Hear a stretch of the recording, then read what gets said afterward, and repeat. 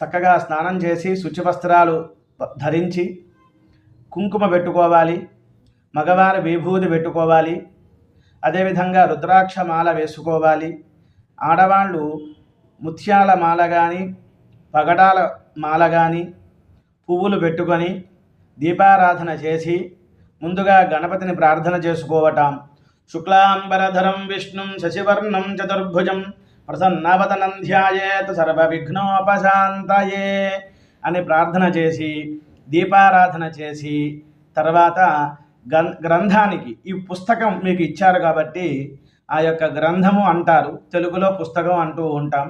గంధము కుంకుమ పెట్టి రుక్మిణి శ్రీకృష్ణ స్వామి వారికి ఒకసారి నమస్కారం చేసుకోవాలి.